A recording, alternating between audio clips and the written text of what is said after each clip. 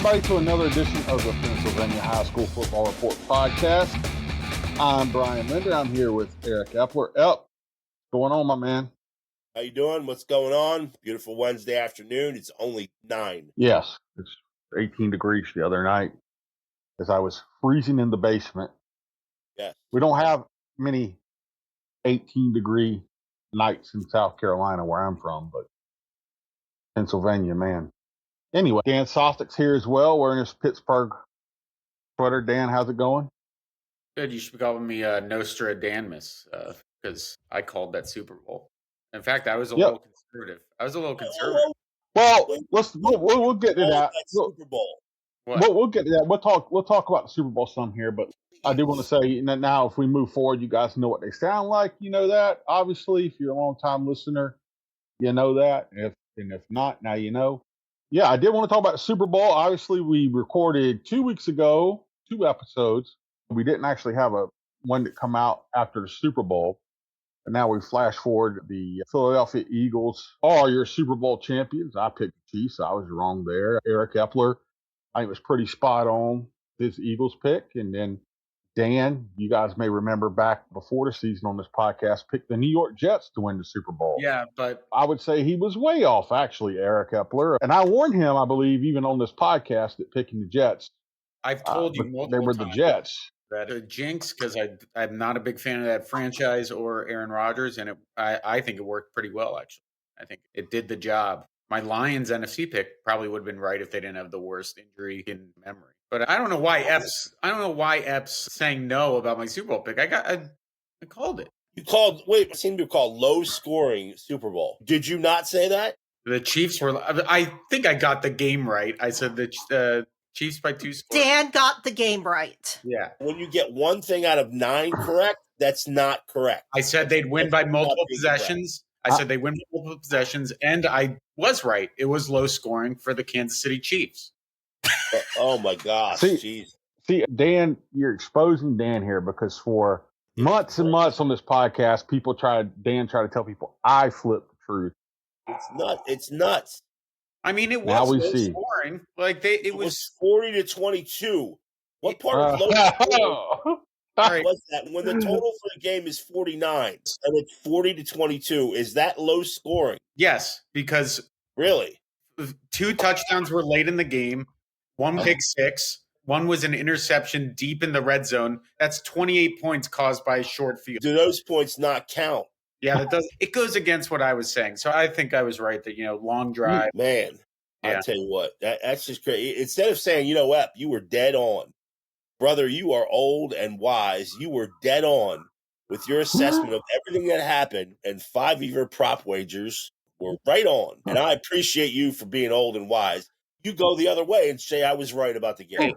Hey, we were both right. We're the only two that were on the right team. People see now for months what Sostek has been doing to me. Amazing. Trying to flip the script on me. It's hard to stomach as an old, fragile man. It's hard. I can't worry about it. We were supposed to be a team. We were supposed to be the ones that got the pick right, and he was true colors come out in the wash. Dan. And Andy Reid was going to come up with the genius game plan that the Eagles would not be able to handle, and Andy Reid looked like 2004 Andy Reid out there. He didn't even prepare for the game. It was bad. They couldn't. You know what? I think it was Epler said it. It was very similar to the Tampa Bay game where 2 series in, you could see they couldn't block them. I did say that I think that the Eagles are going to be able to get pressure with their front 4, and that's going to screw up the Chiefs. Yeah. If you said that, then hey, good for I will always give credit where credit is due. If you said that, then somebody did say that. It might have been you. But hey, look, we found out. I still think Mahomes is really good. I still think Reed's really good. But we did find out that we've seen that now. If you can't block them in an NFL football game, you're in trouble. If you can't block while they're not blitzing, you have no shot. Like if you just can't block a front 4 getting after you, then you have absolutely no shot, which is why Abdul Carter is going to go really high this year, is because everyone's looking for that now. This is why we talk a lot about the line of scrimmage. Yeah. And how important the LOS is. It was never more important than that game on Sunday on both sides. We'll go to some football. Obviously, Matt Eberflus got hired in Dallas, and Micah Parsons has been celebrating because Eberflus said he was going to Turn that man loose and let him go sack the quarterback yesterday in his. Parsons going to be playing for him next year is the Is question. that not what he's? Is that not what he's been trying to do? Oh, Zimmer last year was using, especially the beginning of the year, was Dan and I talked about this. They were using Micah in a weird way at the beginning of the year. I think they had to switch him down and let him go more after the quarterback after they had a number of injuries. But Eberflus says he's going to turn him loose. Micah retweeted that. And then today, also, before we came on the air, there was a big announcement that they have, I guess, significantly expanded the salary cap in the NFL heading into next year, if you know what that means. Yeah, it's like a $5 million thing. So I don't think it's going to affect whether or not they extend. I don't think $5 million is going to determine if he gets his extension. It's going to be if Jerry's willing to fork over all these bills or not. Yeah. Well, it's funny because sent Dan a post somebody had on Twitter about whether or not the Cowboys would re-sign him. Micah obviously being a Harrisburg High star for you people who are listening here in Pennsylvania before the season, and Micah's brother retweeted and put 0% chance they re-sign him before the season started or something like that, which was crazy. Or free agency, wasn't it, Dan? Yeah. Before the start of free agency. So I don't know. He's in line to get a good payday. So we'll see. What else is going on, guys? Anything else? Let's talk about Mark Luther. We had a listener to the podcast. Give us a shout out. Let us know that we slipped through our cracks that the coach at Chambersburg, for you Central PA folks, Mark Luther, is out. And Dan, I know you covered Chambersburg a good bit when Mark was there. I talked to Mark many times there. Epler, I know you did. I've been here about 8 years. It was a bit of a roller coaster for Chambersburg in that time. Jacob Harder, shout out to Jacob Harder. He sent us the info because he's a listener to the podcast. Jacob, we appreciate you listening. A roller coaster for him. They were really bad when I got here, and then they had a couple really good years with a tough quarterback there. Brady Stambaugh, I think was his name, and then Keyshawn Johnson, a really good running back. Made the playoffs a couple times, and then had a couple rough seasons after that. What do you think about this move, Dan, and with Luther being out at Chambersburg? My whole thing with Chambersburg, obviously I worked at the public opinion down there for 4 years, and it's obviously a 6A school. It's a really big school. They're good at a lot of other sports. They're really good at basketball, really good at wrestling. And then the thing that kind of makes you think they should be good at football is that they are a state champion track and field program, which should lend itself hand in hand with being at least competitive with football. And it just hasn't been. They had the 1 year they made the playoffs, and I don't think it has anything to do with Mark. I think Mark's a really good coach. I think they've been through 3 ADs in the last 8 years, which is a lot. There's been a lot of work trying to fix the youth program, which I think everyone who covers high school football knows, especially for these public schools. That's such a big deal, is getting that feeder system fixed and filled correctly.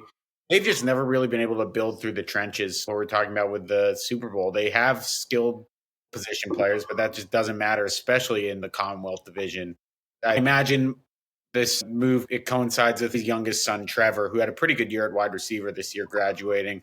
I had a couple punters, Tyler Luther, Tanner Luther, punter / slot receiver combos. But I just still think there's not a sleeping giant, but I think that Chambersburg's a program that if they get the right combination of that's ready to build up the program, they have a former football player running it now in Sean Kipple.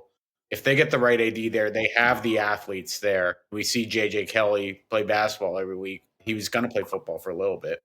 But if they have the athletes there, they just need to figure out how to develop the depth and the line in that program. Because right now, it's really hard for them to compete with the Harrisburgs and now Bishop McDevitt too. Yeah, I'll be honest. I think Luther, he's a terrific coach. I really do. To at least be competitive and keep guys together, and they still had a nice sized roster. So they're getting kids out. And even during these lean years, Dan mentioned the Commonwealth and how much pressure that puts on you week to week. Teams like CD East who have had down years always play you tough. Central Dauphin had a down year last year and just 500 season this year, and that's been a rarity. So they've been tough to deal with. And now all of a sudden, you've got Bishop McDevitt in there now, Cedar Cliff in there now, a 10-team division that's just brutal. The schedule's brutal for any of them. Look at McDevitt didn't make it out unscathed, and that's a state championship team with an unbelievable quarterback. I think it's been really tough. It would be really tough for a guy to keep the program together, even in those lean years, and Mark Luther's managed to do that for 7, 8, 10 years, however long he's been there. I think it's been, 9, 10 that he's been there? I believe it was his second year when I started there. It's been a while. But yeah, there's something missing there, and I can't put my finger on it. Obviously, the number of athletes are there. 6A school, there's a ton. We've seen some high schools go through this. Middletown went through this. Middletown went through a long stretch. When I played back in the 90s, Chambersburg was a team that you played them, you would win, but you hurt for a week. It was one of the most physical weeks of the season to play those guys. Middletown was very similar. And then Middletown, somewhere in the early 2000s, just turned into something else. They weren't as tough. The program was in decline. And Chambersburg went through a long period like that. And Chambersburg's they've got one of the best stadiums, I think, in the Mid-Penn, too. Yeah, I mean, they have tremendous facilities down there at the high school. I don't really know what's been the culprit there. And why haven't they had more success in terms of wins and losses? High school athletics are cyclical. We talk about it all the time. You get some of these great freshman classes coming in and you have a good stretch in a particular sport. And for some reason, that just hasn't happened, or there just hasn't been enough of kids. But every time I've seen them play over the last 10 years, they've played their tails off, but it just hasn't been good enough to compete in the Commonwealth. Hats off to Mark Luther for keeping it at least together and kids continue to play. So maybe the worm will turn here in the future for that program. When you're fighting that hill in the Commonwealth, man, it's tough. It is very tough to. Yeah, I do think it'll be interesting. If I'm a young coach or a coach out there looking for a job, I think Chambersburg, it's interesting to me because I think they have a neat setup there at their home field. It's a nice facility. And then you look and you figure the basketball program's been pretty dang solid.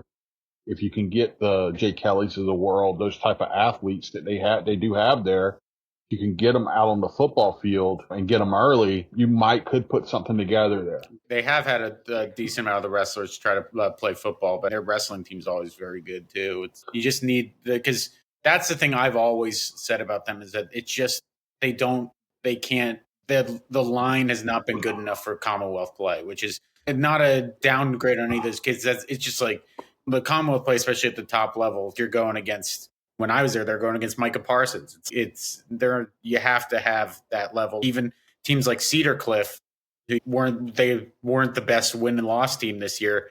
They've got really good trenches. They've got Hezekiah Latini, Gunnar Hiller. You just need that base level. That's where I think you have to hit the youth level pretty hard and get the younger players ready to come up and play offensive line right away. So it'll be interesting to watch there with what they have going on there.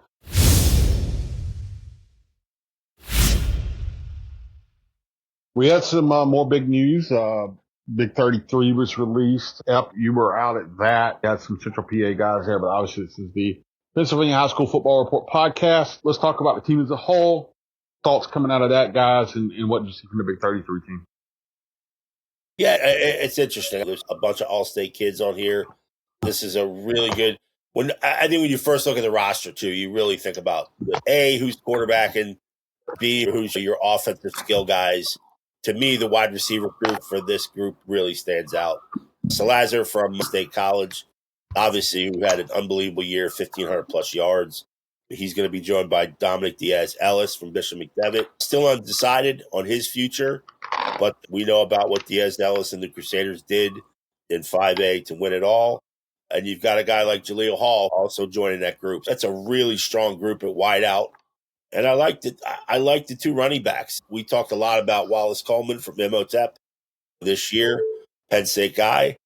And Donald Barksdale from Steel Valley was another all-state guy who got mixed in. So I think when you first look at those offensive skill set guys, it's a pretty impressive group.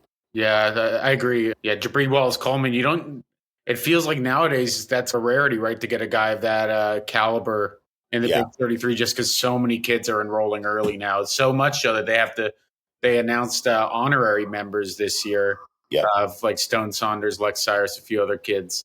My takeaway, too, I like the defensive line group. Lucas Lawler, got to see him wrestle this past weekend. He won his title so quickly that Rick Fox couldn't even announce he was wrestling. He pinned the kid in 30 seconds. That kid we've seen him play for a long time.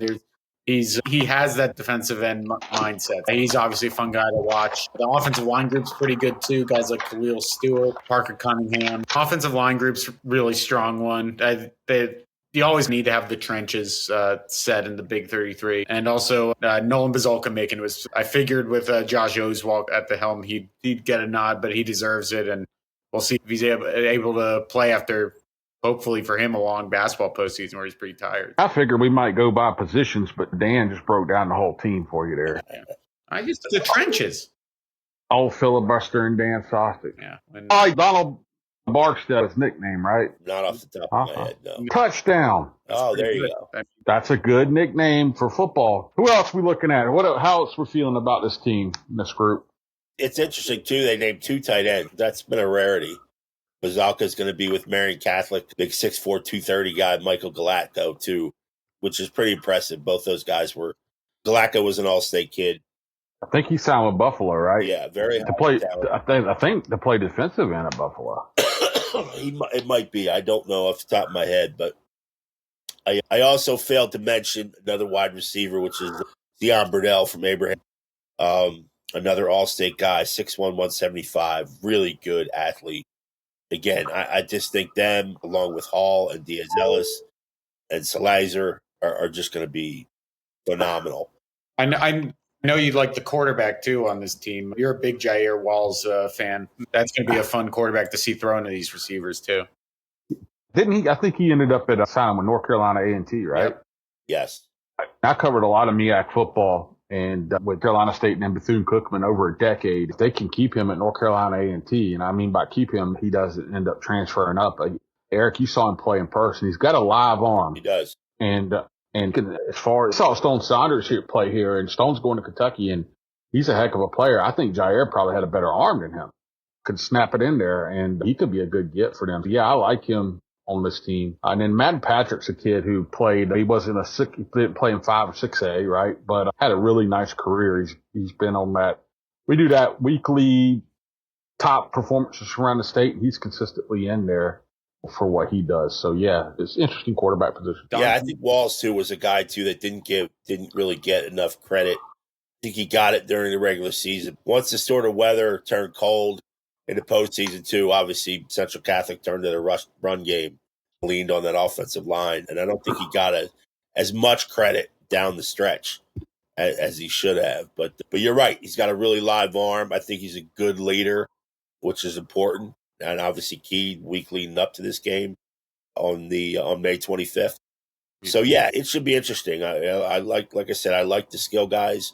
Dan had mentioned some of the guys up front with Lawler and the group, and Pennsylvania is certainly be in line to keep the momentum going in this rivalry, if you will. It's been one-sided, but the nice thing about this game is, yeah, there's been struggles. Obviously, put people in the seats and to bring this thing back a little bit to the notoriety it once had. I don't think it'll ever get to that point again because of the changes in the date and things like that. It's just difficult with people being torn in 50 different directions. But you keep getting these guys involved, these really good guys, and maybe it's not the kids who enrolled early and maybe the A-listers, if you will.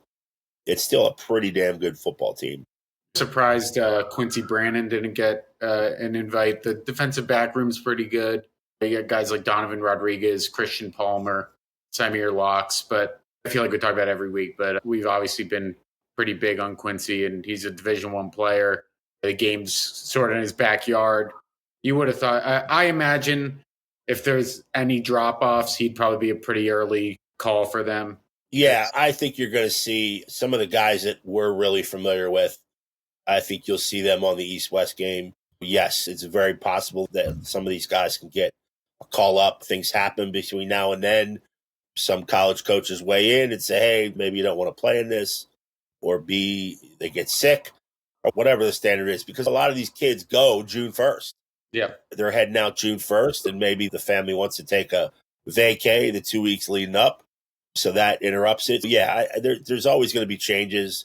I think I've done this a long time. It's averaged like between 6 and 8 different promotions, if you will, from guys moving up from East-West rosters. But I think you'll see some of the names that we are really familiar with, like Brandon, like maybe a couple kids from Steel High. And obviously Harrisburg has a couple other guys too, like Kamir Williams, and that might get a call up here. if they're on East West, by the way, should be out any day now. We should have those. Today's Wednesday, probably by Friday, I would think. We'll know who's in the big school and small school versions of that.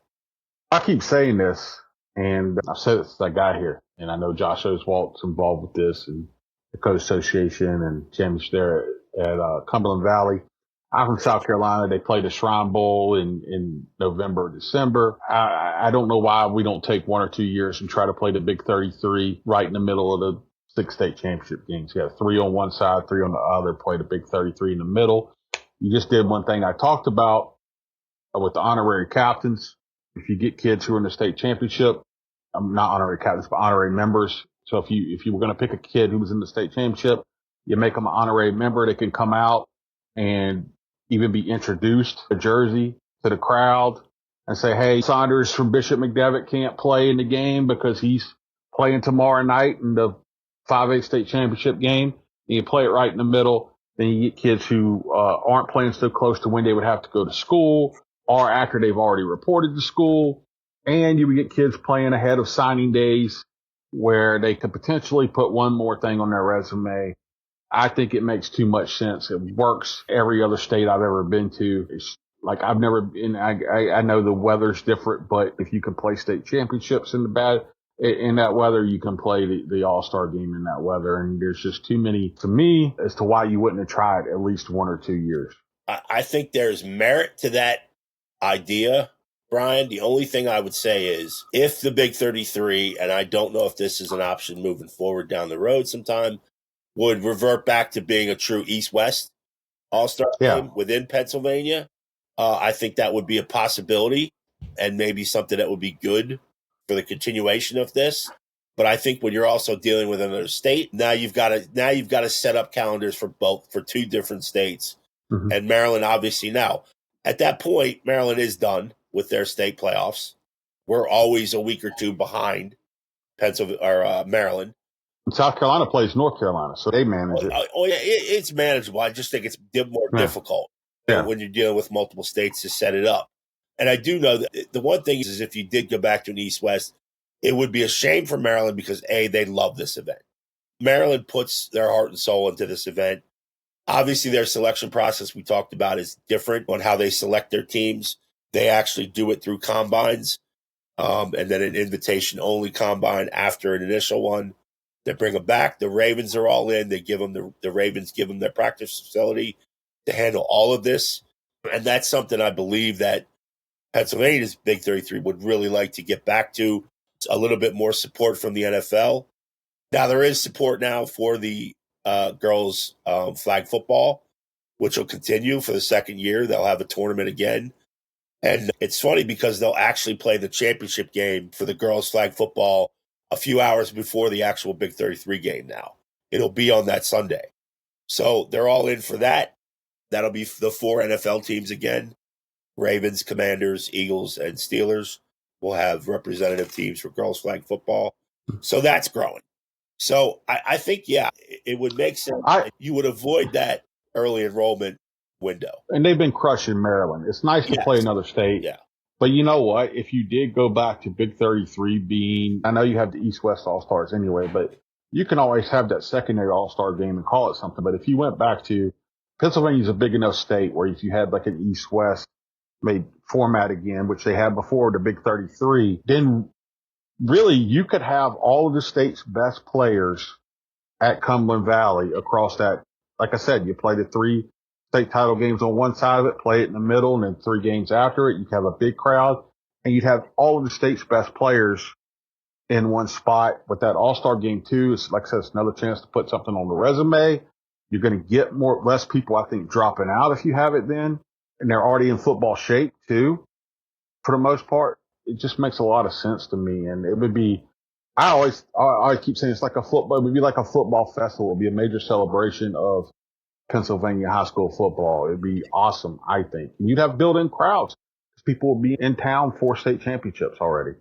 So I'm a big fan of trying that at least once or 2 years anyway. We're going to beat Maryland by, go ahead and post this on the bulletin board somewhere in Maryland, by 5 or 6 touchdowns against this year, or whatever it is. We beat them by every year. We may as well try something a little different, give these other kids a chance to play.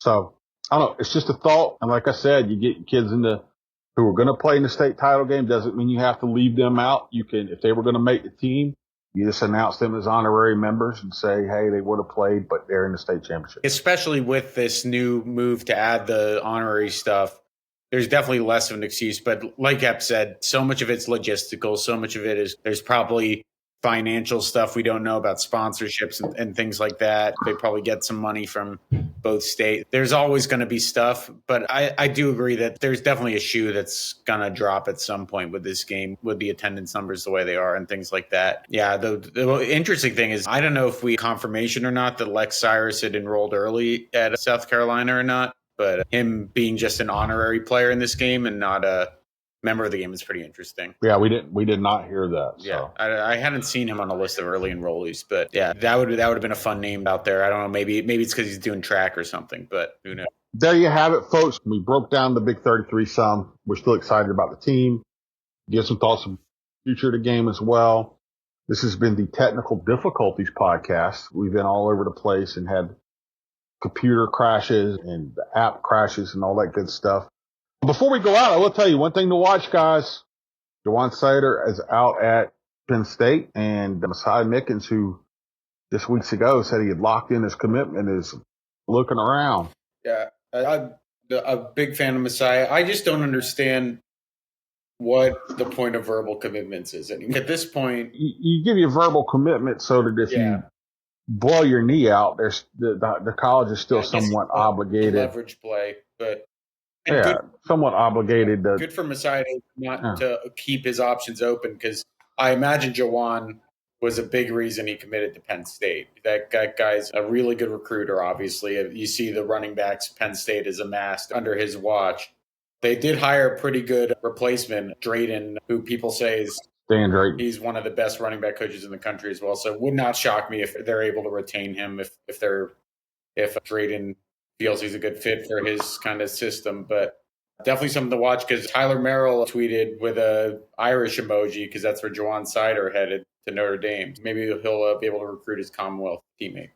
So something to watch there, guys. The Harrisburg running back Messiah Mickens in the coming weeks and months there.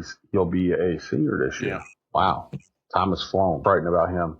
And also our guy, Mekhi Flowers from Penn State. Still high guy here in Central Pennsylvania. Still high in CD East. Transfers to Akron to play wide receiver. Safety. They list him as safety again. Mekhi's a pretty talented guy. Be interested to see how he gets there with Joe Moorhead. That's real. Go ahead. Michael Schuster, former Camp Hill / Penn State QB. Yep, quarterback coach there. Yep. Where he landed at he's an Akron. Akron. Yeah, he's an Akron. Yeah. Okay. All right. Interesting stuff. Interesting times, guys. We got a lot of stuff going on PennLive. We'll have some high school recruiting stuff coming up as well. We need to take a look at who's next for next year in the mid-pen with 2026 guys. As you guys said, we probably need to take a look at who's left in the mid-pen, because there's still some really good football players who haven't picked their colleges yet, like Dom Diaz-Ellis. I don't think Christian Joy's picked one yet, or it's got that opportunity. He's had a really nice year. See what's going on with him. And then we got a bunch of offers and stuff going out. Liam Fuller, big tight end at Bishop McDevitt's, really gaining some steam here. So a lot of stuff going on, football already in February, as we said, this year round on PennLive.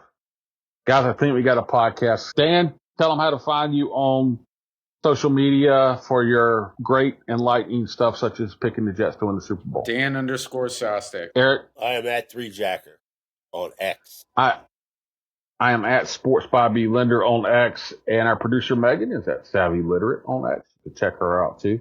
She's got all kind of stuff going on, from sports to comic. Megan, you write a comic book, don't you? Pop in real quick. Yeah. Tell people you write a comic book. What do you write? We do a comic called Namesake, and then I'm editor for a second comic on Webtoons called Crow Time.